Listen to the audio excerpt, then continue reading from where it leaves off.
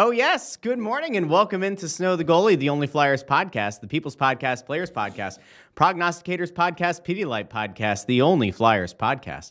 I'm Russ Joy on Twitter at JoyOnBroad. That's Anthony SanFilippo on Twitter at AntSanPhilly. And then over on the right is none other than Bundy on Twitter at Therien6. Gentlemen, the Flyers picked up a big ol' win to get the post-All-Star break started. A big win in Florida, one that only, I believe, Bundy correctly predicted. So I'm going to go to Bundy first. Bundy, how the hell are you this morning? And how did you know the Fly Guys were going to come out on top last night? Just a feeling yesterday. I even said it on the pregame radio show too. Like I said, I don't know why, but I just listen. I mean, was there any calculated, ingredients in the guessing soup? No, I just thought that Florida would maybe take it easy after the All-Star break. The Flyers, having lost 5 in a row, would look like, how they'd look. And I thought they'd look like a more determined team. They were. But as we will find out, the theme of this show today, and Anthony will add on. I mean, you could not have taken a team and have watched a group get dominated like the Flyers did in the first period last night. And then Anthony put a tweet out, but I thought it as before I even read his. I'm like, did these guys just change uniforms after the first period? Because it was unbelievable. Other than that, I'm doing great. I mean, and thank God we got the win last night. It was good for the team. It'd be good for the fans for the home game on Thursday night and moving into the weekend. But what a crazy, crazy game. And Ersson, first period last night was so good. Gave the Flyers a chance, but man, I've never seen a team just flip the script. It's like Florida just disappeared, and the Flyers just kept pressing through. And it was an impressive win last night. It really was. And now the Flyers are going to pack up from Florida, and they're going to come home to Philadelphia. And we'll talk about them in a little bit. But if you're looking to move, Packhorse Moving, don't forget promo code SNOW. Get $77 off your next move. All right, Anthony. I know that you're excited. I know that you've missed us. I know that you've missed doing the show. It's been a bit. It's been a minute. How are you doing? And why did you not correctly predict that the Flyers would win in Florida? Because I thought Florida was playing really good hockey coming into the break, and not just last couple of games. They had, the last 17 games, they had been really, really good. And they have been a team that puts up a lot of high volume of shots, but they've also been a team that doesn't give up a lot of goals. And I also like the fact that Anthony Stolarz was playing in net. A lot of times you get that emotional game playing against the team that drafted you and stuff along those lines. And that's why he got that start last night. I went with a lower scoring game. I thought it was going to be a defensive game. And then the way it started, I was like, oh, man. My 3-2 pick is not going to hold up unless Ersson just has a monster game. I thought in the first period that it was going to get ugly quick. Mm-hmm. And then it was unbelievable how the Flyers just turned up the defensive pressure in the second period and then into the third. They really limited chances with great regularity against Florida in the last 40 minutes. I think Florida only had 11 shots the last 2 periods, and I really don't think any of them were great. As a matter of fact, that they had after Cates scores the go-ahead goal, I think Florida had 1 shot on goal after Cates scores the go-ahead goal, and that was a shot from distance too. I think it was Ekblad who shot it from the point or close to the point. Other than that, the Flyers blocked 22 shots last night. They really committed to a defensive brand of hockey to stop a really good offensive team. And other than the first period, Ersson does everything. He stands on his head and has a great period. But other than the goal, which comes on a power play, 5-on-5, I didn't think really they got great looks after that first period at all. I don't think Florida got a really great look after the first period. Yeah, I agree. Right? I mean, I'm just trying to think back, Bundy. I don't think that there was maybe 1 or 2 that were decent chances, but not like 10 bell this should go in kind of chances, and Ersson had to make a big save. He did it the first period, but didn't really have to do that after that. Yeah, I would have mentioned Torts got up their rear end after the first. You could see him on the bench. He was pretty hot there early, maybe 8-10 minutes in. Like, guys start waking up and start. I could tell he was pretty ticked off because they had it. The practice the day before was focused really on D zone responsibility, but more importantly, battle winning. Getting in position to win battles. And as good as the second and third period were, I'm going to go back to the beginning of the year when the guys were playing for their lives, possibly for their hockey futures, when they didn't have any kind of looking glass to the future, except for what Torts' opinion is of them. And a lot of guys turned the corner, and this is how they had to play early. Remember, we kept talking about this is the way that they're going to have to play, and it's a really hard way to play. I can't imagine what they feel like today. Like I would imagine they are gassed this morning, the Flyers, because that was the hardest that they had to play 40 minutes last night that they probably had to play in 2 months, to really dig in and find a way to win. And I'll be honest with you, they're going to have to play like that almost every game if they're going to want to make it.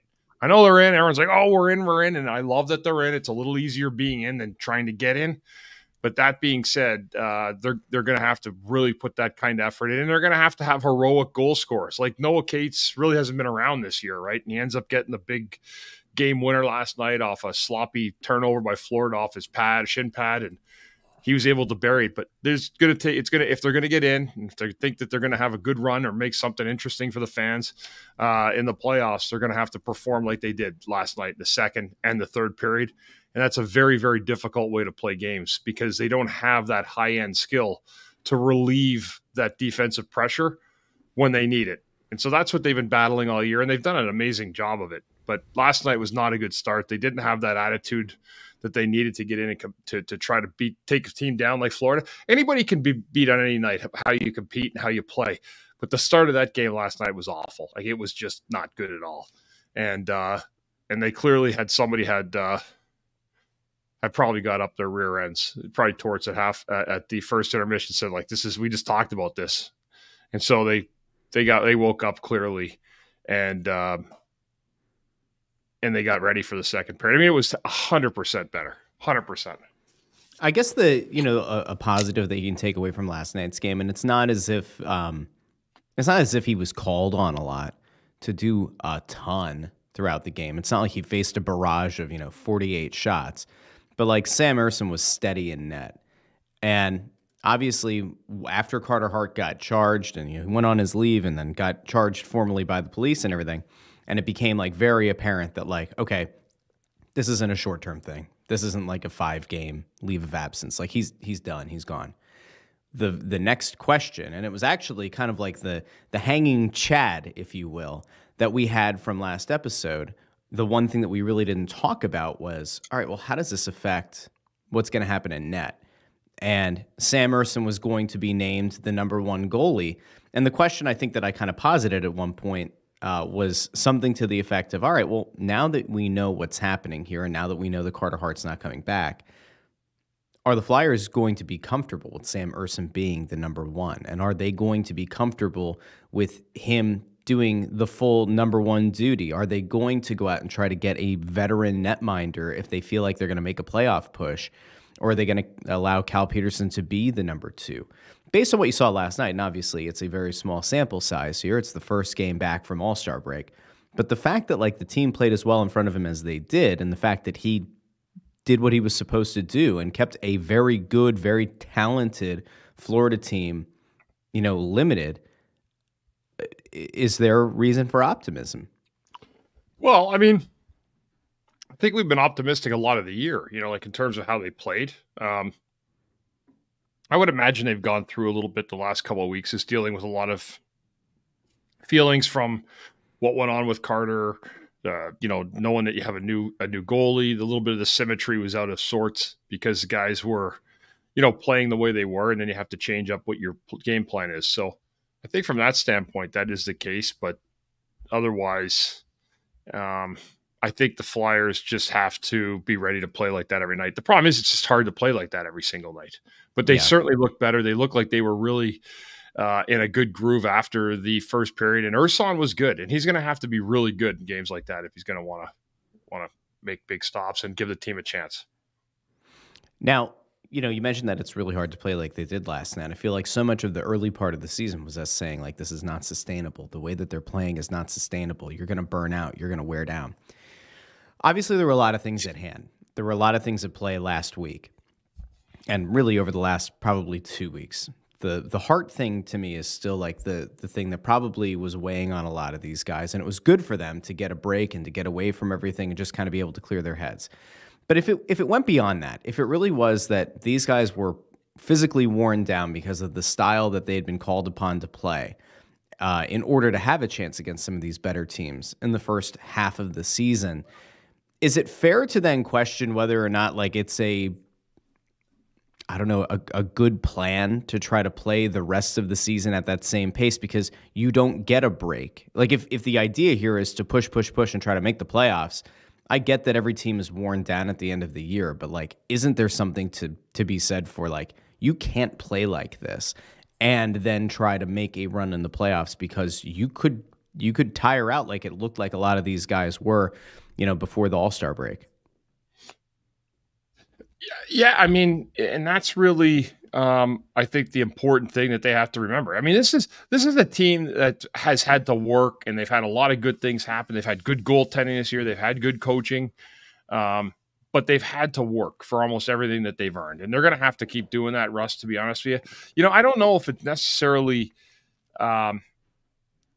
they got a lot. They have a lot of good things to look forward to right now, but they also have a lot of things where they're going to have to start, checking the boxes off. Trade deadline's coming. I'm actually getting to the point where, other than the coach, I sometimes wonder to myself, is there really, like, it doesn't seem like when I look at the top, it doesn't matter because I actually know there's a plan.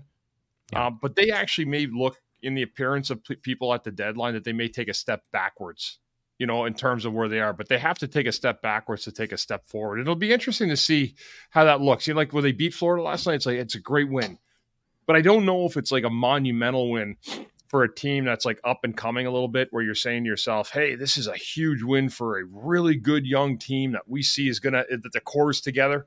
That's not that kind of win last night. It's still like a mixed bag of what we don't know. And I think that's one of the biggest things that they're going to try to figure out. So in other words, what I'm saying is that, yeah, it's great they beat Florida. I think that we all love it, but I think there's still that bigger plan to that, and not to look into any kind of win that they pull off against a team like this.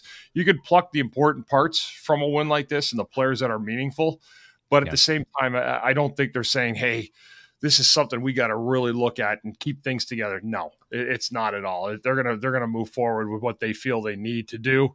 And I felt like last night's one of those games where, if I'm Jonesy, I'm like, great. The guys played really well. They worked hard. But to me, it's 2 points. It's great. We might make the playoffs.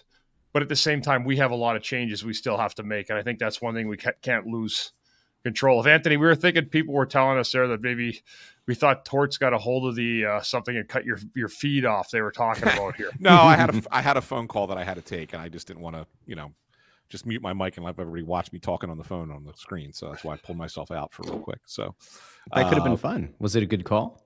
It had nothing to do with hockey. So no, it didn't. It would have been really uninteresting to most people. Mm-hmm. Yeah. So we were talking about whether or not the way that they played last night is sustainable. And if the idea was that part of the struggle going into the All-Star break is that they might have just physically been worn down from playing that style the whole first half plus of the season, that like you don't get that break in the playoffs, like ahead of the playoffs. And if that's the goal, whether or not like they can do this, like, and do you have a feeling that they're going to have to kind of cater, to the reality of what guys can physically hold up to? So like we've talked about this, right? On this show. And one of the things that we said earlier in the season when they were playing like this on the regular, that it's a very hard style of play to play over the course of 82 games. It's just really, you're going to beat yourself up a little bit. Your body's going to take some bruises and take some beatings. And and the mindset might be there to do it. and the will might be there to do it, but physically, can you do it? And we're going to find out, because this is how they're going to have to play in order to keep, hold on to their playoff spot. All right, let's just look at it this way. If you look at the division, the way that they're breaking out right now, I'm pretty confident that your 2 wild cards are going to come from the other division. And it's not because you sit there and say that Tampa and Detroit are better than, all the teams in the Metro. They may be, but the reality of it is there's a big gap on that side, right, between the haves and the have-nots. So those teams playing against each other, whatever, they're going to accrue their points, and they're not going to have to beat each other up to try and fight for a playoff spot. They'll be playing for positioning more than likely, but not necessarily to get in. Whereas in the Metro, you have a bunch of teams that are going to be fighting for one spot in essence. And the Flyers are going to be one of those teams. Flyers, Islanders, Pittsburgh, New Jersey, and to a little bit of a lesser extent, Washington. But they're all kind of in that mix. And so what you're going to have to happen is with all those teams playing each other, there's not going to be as much of an ability to kind of keep climbing, right? You just got to kind of try and scratch and claw and get that third spot in the Metro if you want to make the playoffs. So the Flyers are going to have to play this style almost every game against all these teams. And can you do it? And that's going to be the great test. That's going to be the great question that needs to be answered. I don't know if you can. Like, I don't know. I can't think of a team that's played this style over 82 games and had success doing it. But I'll tell you what, the fact that they're still doing it and the fact that they're here and the fact that they're holding on to the third playoff spot, winning another big game on the road against another really good team, it speaks volumes for their desire to do it and to try and do it. And who knows, maybe they can.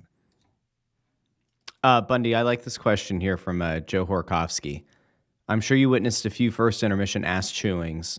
What do you think Torts said to the boys to get them to do a complete 180? I can assure you if they were doing D-zone coverage drills the day before and really focusing on it. I'm certain he told them, didn't we just talk about this? Like, wake the fuck up. This is basically, that's it. That's what you say. He was screaming on the bench, so he probably didn't let up for the last 12 minutes of the first and then chewed him out for 18 at the first. And then, what's really bad is when the coach gets mad, you're kind of like, all right, great. He's pissed. But when the GM comes down anytime, that's always the worst. That happens like once every 2 years, maybe. You can't overuse that hand. Because then it just gets old because then the GM feels like he's overriding the coach. Go ahead, Russ.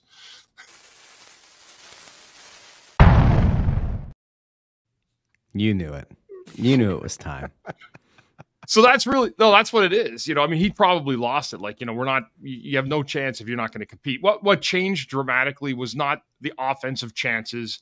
It wasn't, all the other things that come. It was the compete level and the determination and the effort.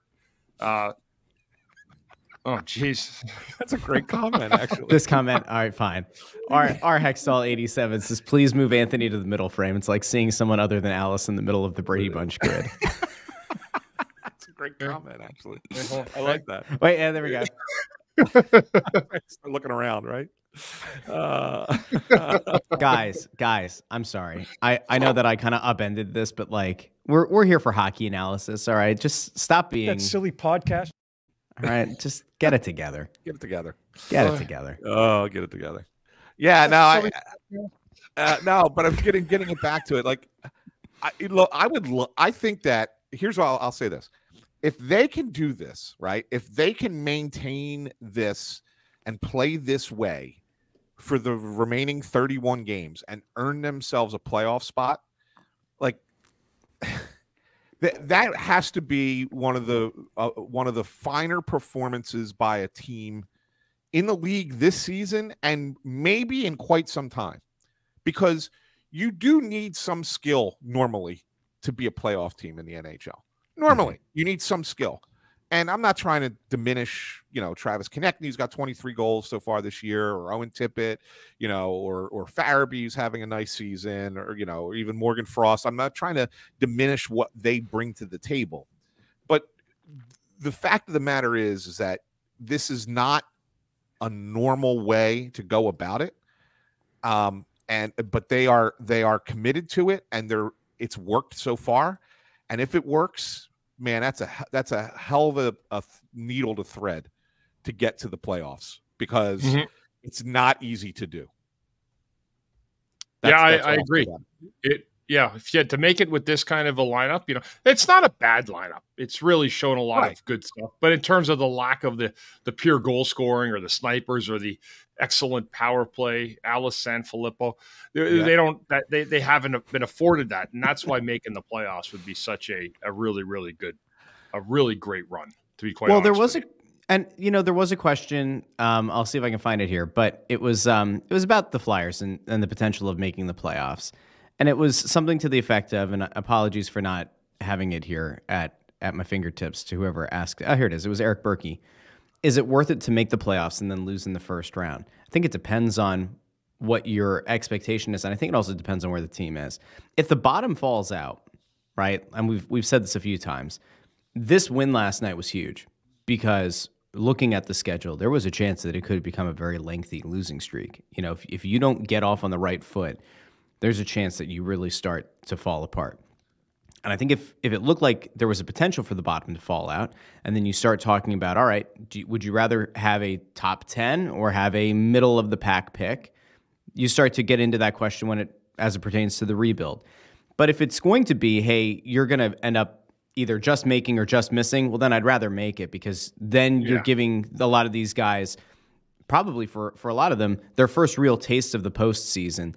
And I forget what the hell's the number, guys. It's like the difference between like the 16th pick or like the 20th pick or something like that. Whatever it ends up being, I don't think it matters at that point. I think at that point it is more important that the guys get into the playoffs and try to experience that now, when it doesn't matter and there are no expectations, and you play with house money, and we've seen it once before. Torts, if he pushes all the right buttons, am I going to pick the Flyers as an 8 seed to upset a number 1 seed? No. But is it possible? Well, they won't be that. Again, like I just said, they'll have to finish third in their division probably, which means you're right, because of the wild cards. They'll end up playing Carolina. Which is no easy task. Could they do it? But they could. Yeah, they could beat a Carolina. The Flyers take down the Hurricanes. Rod Brind'Amour gets fired. Yeah. Rod Brind'Amour sits out a year. Rod Brind'Amour coaches the team in 2026. I see what we're doing. See? How about that? No, but I mean, it's worth bringing, going to Bundy on this. I'm thinking back, Bundy, to your first playoff experience, and that was the 95 season, the shortened year, strike shortened year, or the lockout shortened year, I should say. You had a good team. I mean, made the Eastern Conference Final that year, lose to New Jersey. But think back to that first series against Buffalo. Like, what was that experience like? Because that was the beginning of a run for you guys, where you were, trying to win a Stanley Cup. But that was your first experience as a group. What is that experience like? And then maybe you could use that as an example of what this would be like for this team to make it this year.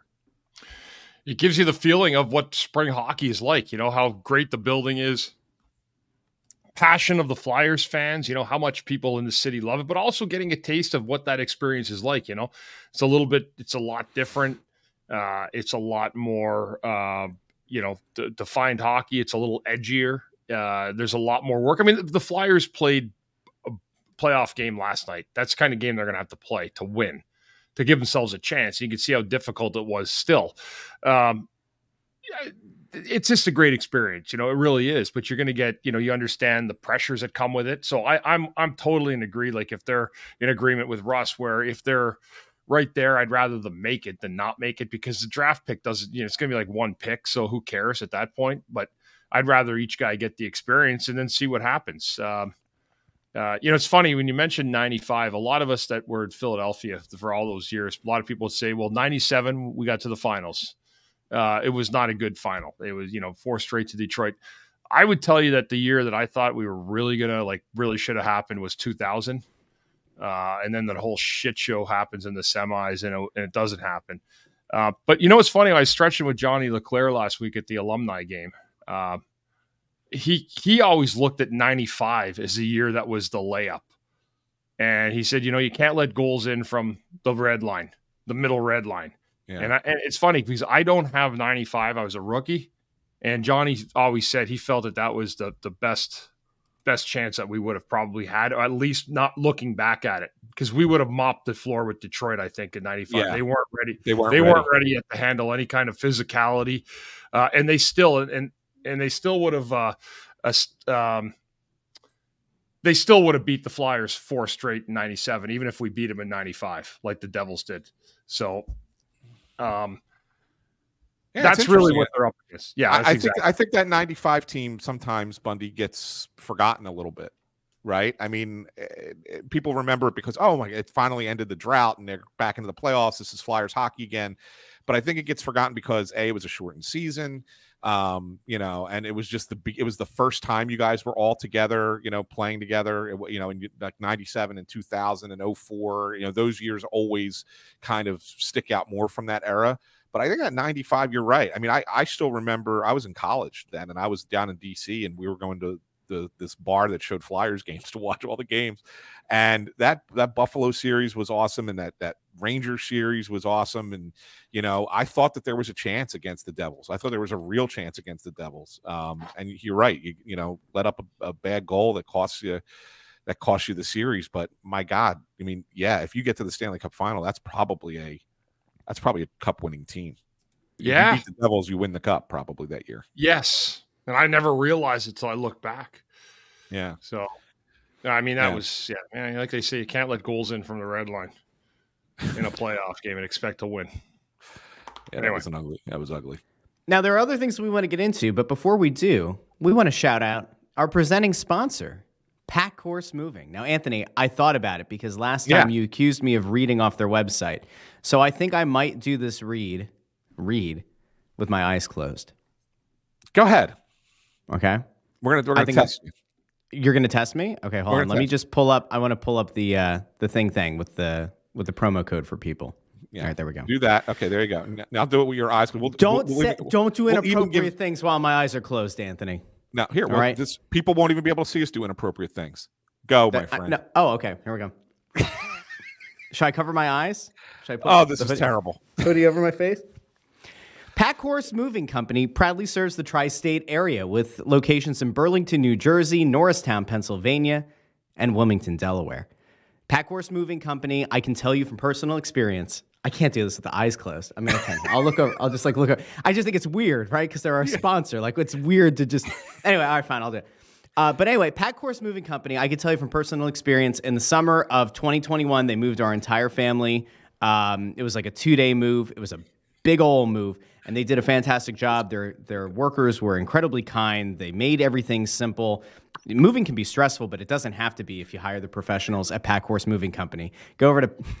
I hate you guys. Go to packhorsemoving.com/Snow The Goalie. You'll see our page that has our promo code SNOW. That's SNOW.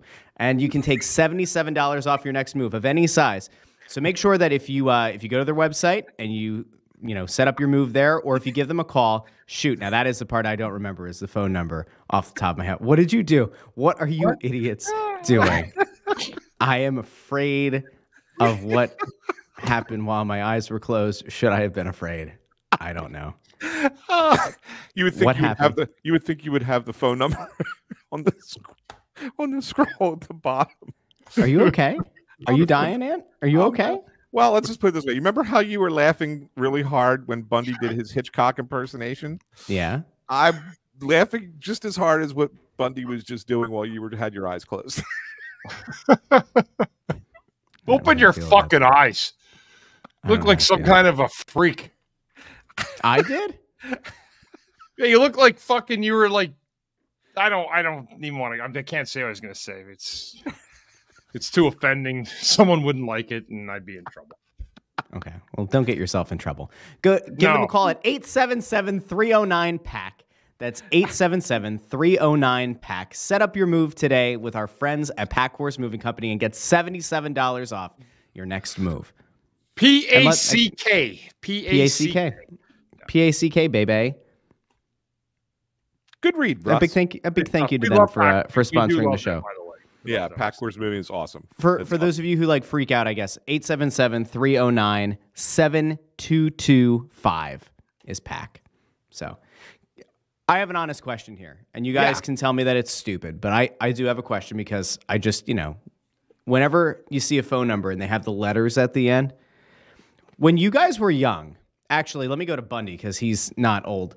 Bundy, when you were younger and there were commercials that like ended with letters on like the 800 number, did it ever like freak you out that you were like, hold on, the phone only has numbers? Did that ever happen to you?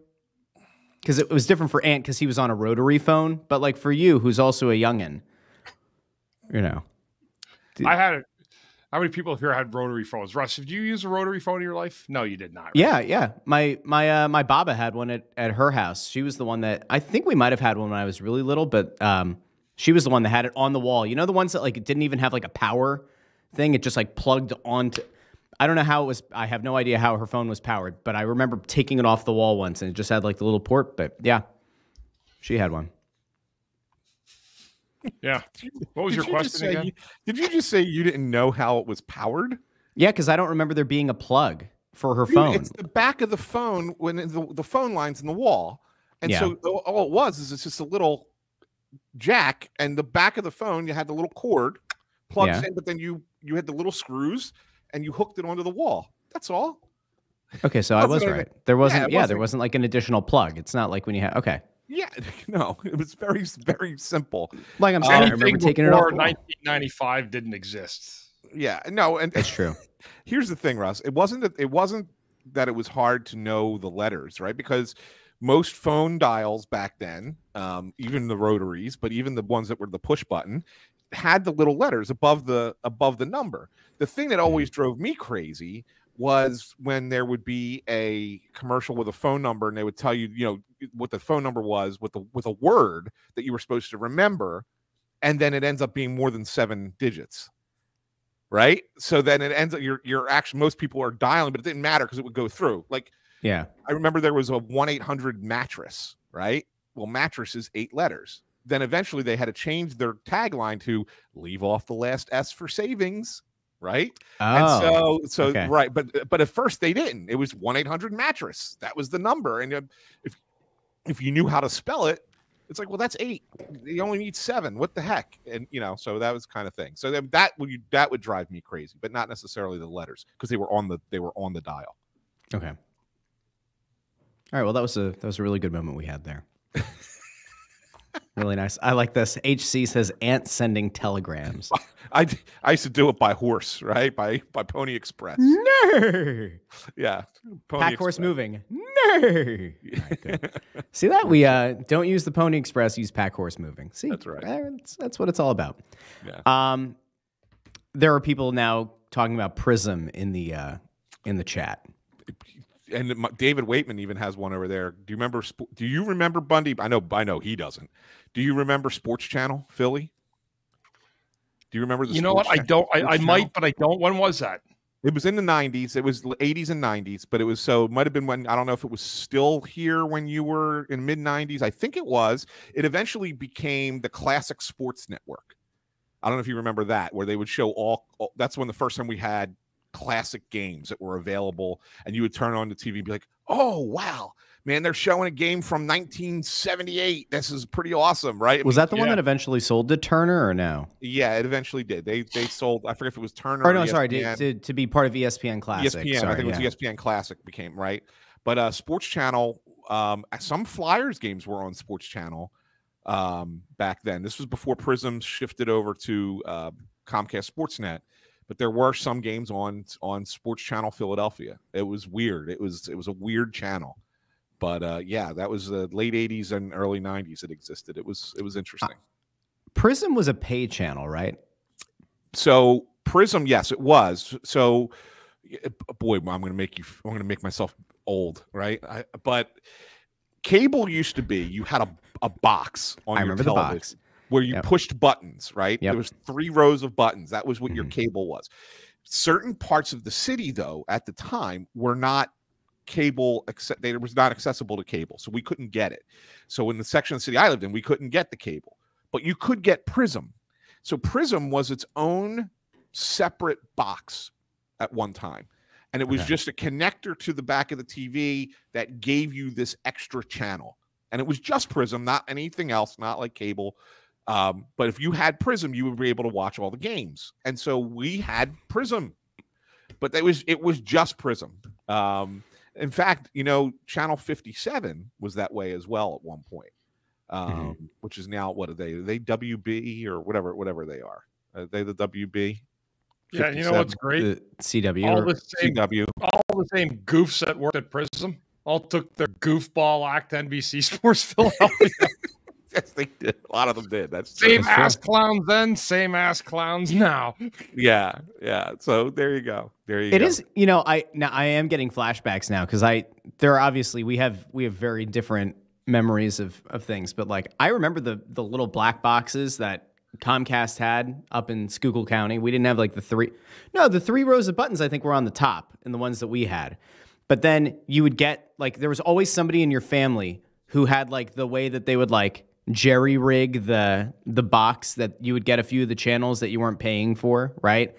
I remember those. Like I remember that being a thing. And one of my buddies, his mom worked for Comcast. And so he had like every channel known to man, including the channels that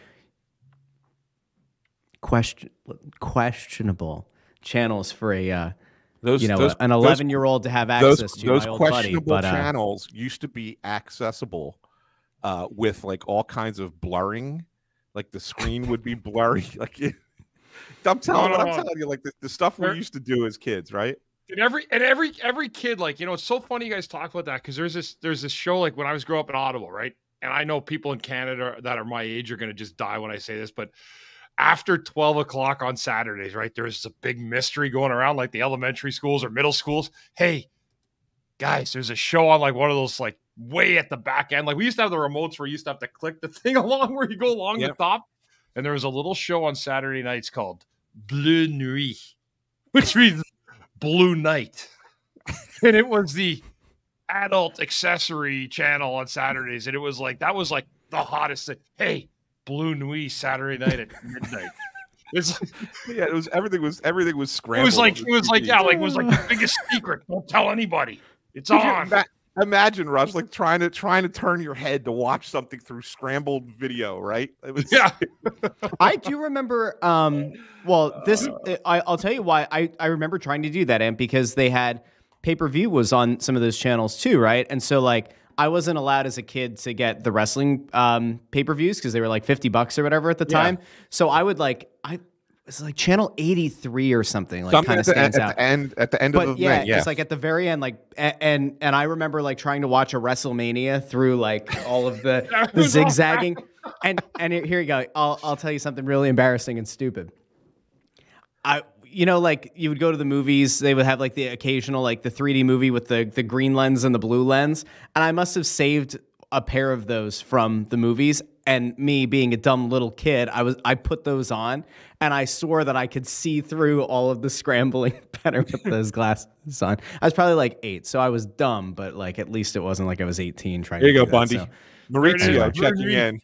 There are people dropping other names of other movies where boys became men or whatever. So Andrew Fawcett. Anyone in Canada knows Bleu Nuit. If you were born in the 70s and somewhere between Western Ontario and Eastern Quebec, you are well versed in Bleu Nuit. This show has gone off the completely rails. Off the rails. All right, you want to talk? This is a hockey room locker talk. All right, this is the kind of shit when you're getting ready for practice that you could find 12 guys in an NHL locker room engaged in for 10 minutes. And not one guy's laughing. Everyone's dead serious. Do you remember that? Hey, what about that actor in Bleu Nuit? No one remembers the actor in Bleu Nuit. I never even knew him anyway. But you know what? This is the kind of locker room shit you want. Here you go. This is what you get. I would encourage people that are interested in this conversation to go over to YouTube and check out the comments. The comments we're not going to pull up all of them, but there are a lot of people talking about when boys became men. So that was certainly something.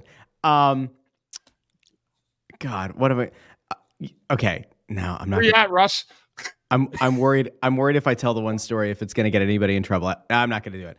All right.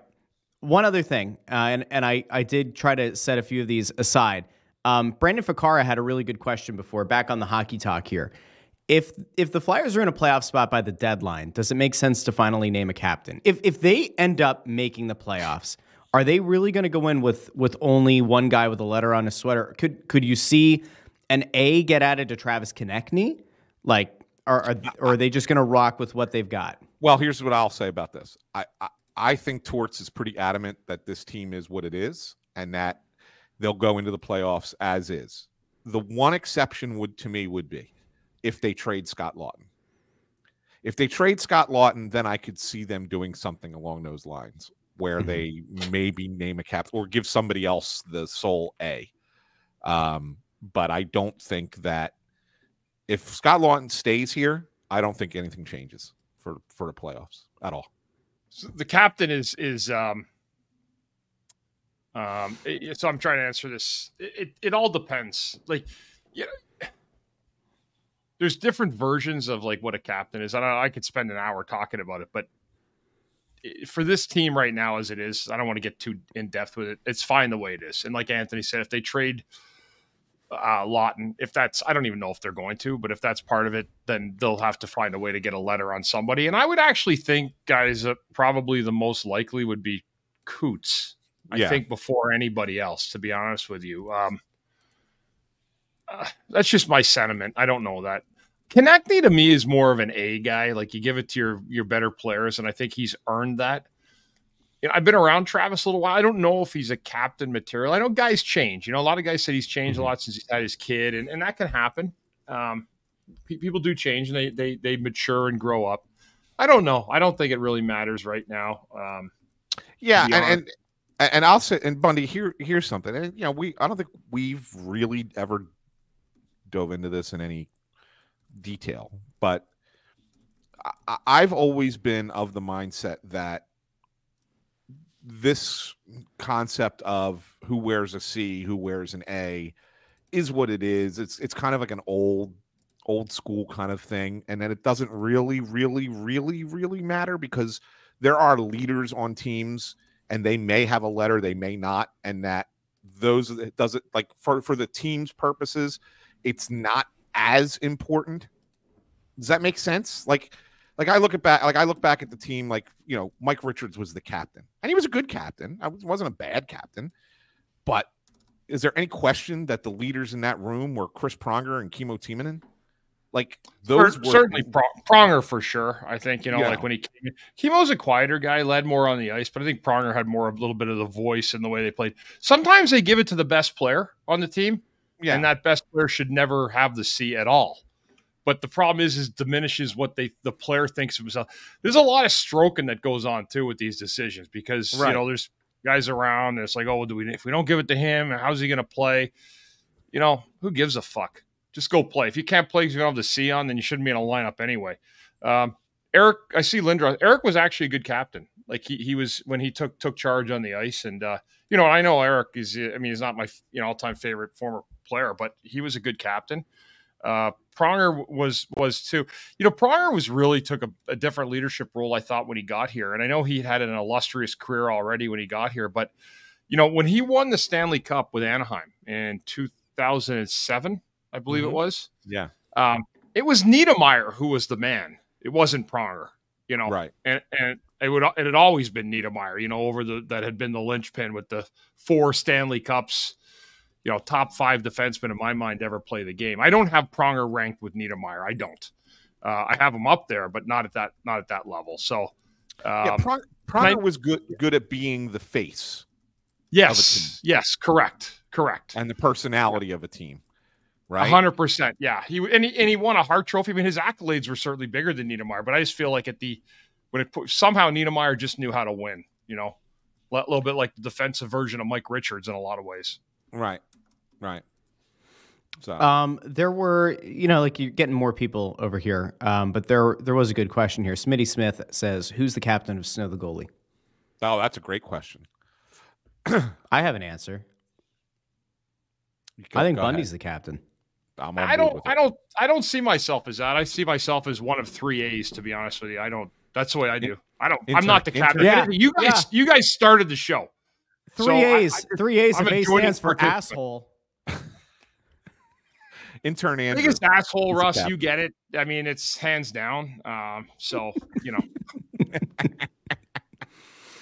We don't need a C here. And who's the captain in your mind?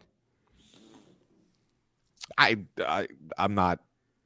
It's got to be. I mean, ultimately, if we're talking for real, it's you. Right. Only because you do all the BS work behind the scenes. You do. So that's, in that regard, you're the captain. I relinquish the C. I would like to just be an A. Bundy and I might be more public facing. Like I was just saying, there are people who are more public facing leaders, right? Mm-hmm. But who does all the hard work behind the scenes? It's you. It's you, little fella. You, little Cavalcante. Hey, by the way, is there a chance that Danilo Cavalcante was brought in as a sleeper agent for the Brazilians? Like, is it possible that the reason the Eagles have a game in Brazil, like, could he have just been brought in? Like, he was supposed to, foster a relationship with the city of Philadelphia. Did I read that right? I don't want to talk football. Did I read they have a Friday night game? Is that a regular season game? Yeah, it's the first time in over 50 years. I think it said that they've had a Friday night game, and I think that's the one to. And that didn't say to start the season, right? That was that they're going to start on a Thursday. No. It is to do at the beginning of the season because you got to remember they had a game on Black Friday this year.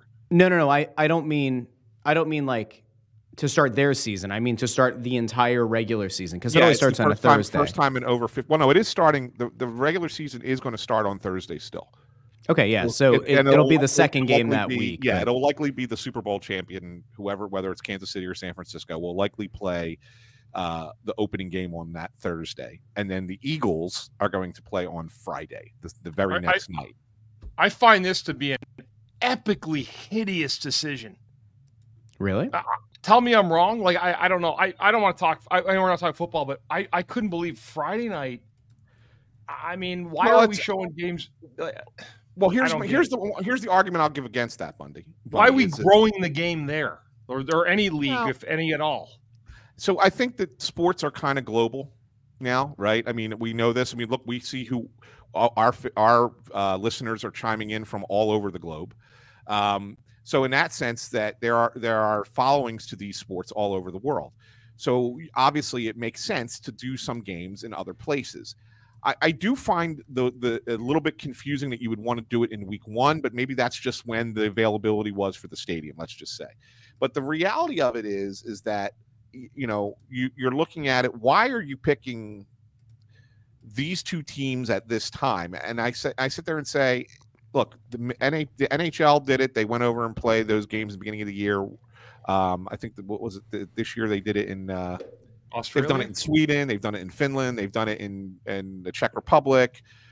Prague. Remember the Flyers start last season in Prague, right? Yeah. Someone play. Was there one in Australia? Baseball. Maybe I'm mistaken. The Phillies are going to play in London next year. The Phillies and Mets are playing 2 games in London next year, or this year rather, coming up. So I mean, the NBA has done this. They've gone places and played Mexico City. Yeah, it's okay. I mean, I don't understand. If you want to expand your league to be a global league, why you picked Brazil of all places as one of the first places in South America? I have an idea. Sao Paulo is a huge city, right? But I can tell you why Philly probably makes sense, Ant. Go ahead. There is a rapidly growing Brazilian community in the suburbs. I can tell you that, like where I used to teach at Phoenixville, there used to be. It's funny. I met up with a bunch of old colleagues. One of our my old German colleague just retired. Good for her. When I started at Phoenixville in 2013, they had a half-time, one person who was part-time ESL teacher. And when I left the school, I think they were up to 4 full-time ESL teachers. And what I've heard since is that they're up to 6. And so, like, that's Phoenixville, right? Like, it's just one school. But the idea, I think, is there has been a rapid expansion over the last decade, and I can't imagine that it's just that town. So, like, my assumption here is that they're seeing a growing across the board of Portuguese-speaking, because it's Brazil, Portuguese-speaking fans and Portuguese-speaking people in the area, and maybe that was part of it. Could also be that, like, the Eagles are just they're one of the best teams. You're not going to necessarily send the Super Bowl champion, whoever that ends up being, down to Brazil for the first game, but you want to have a team that's recently won. Just an idea. I could be totally off base. If I were an owner, I would never, ever lose a home game, ever, to send my team to another place ahead of my passion fan base. Fuck that. Especially Philly. Like Jacksonville, fine. Yeah, ever. like, I'd never do it.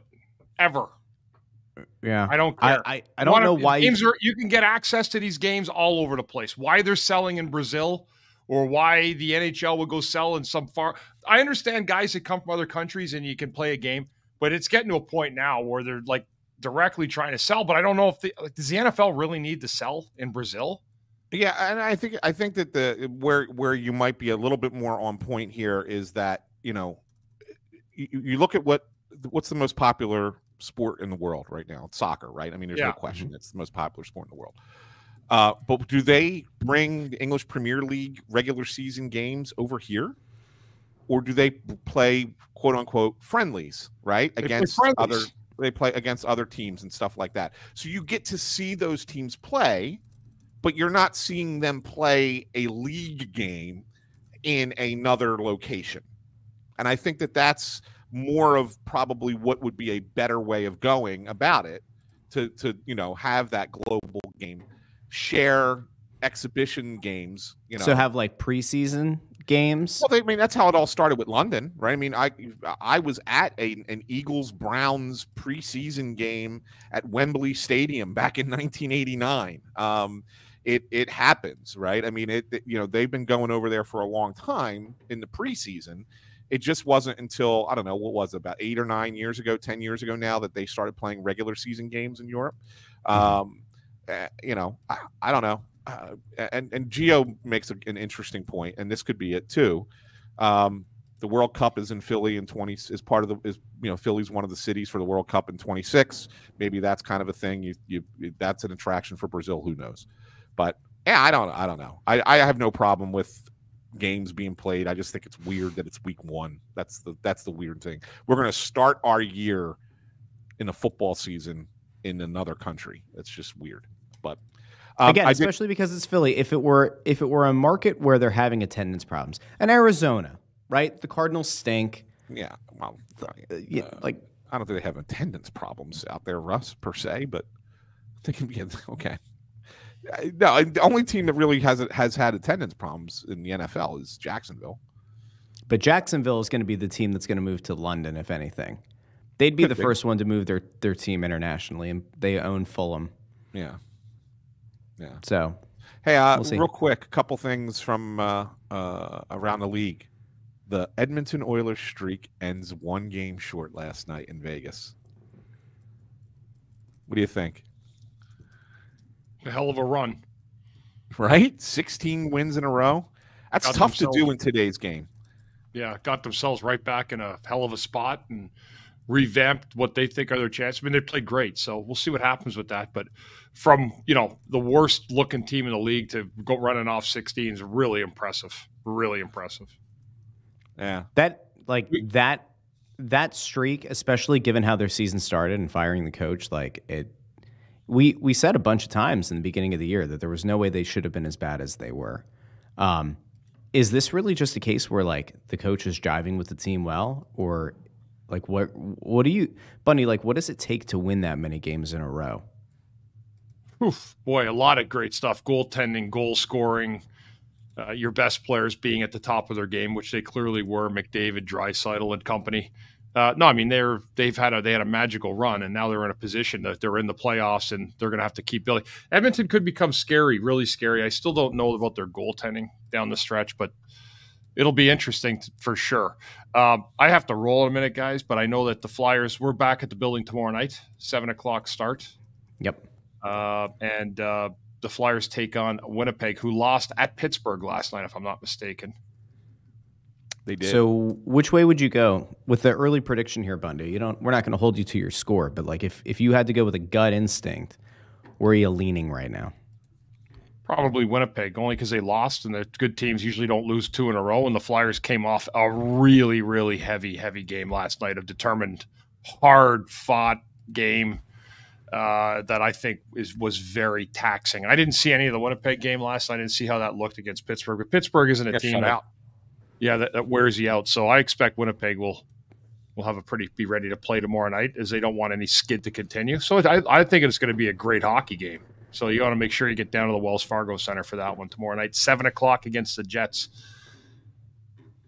Yep. And we'll be down there doing the press row show. Don't forget, if you come up to section, up to the balcony outside of the Snow the Goalie Sportsbook, above section 121 and 221, all the way up in the balcony, you go through the glass doors. If you're on the main concourse, it's glass doors. And it takes you, I think they call it the VIP elevator. Just show them your ticket, tell them you're going to the Sportsbook. You come up. As soon as you come out of the elevator and around, you'll find us. Intern Andrew will have Snow the Goalie stickers, which I don't have in front of me right now.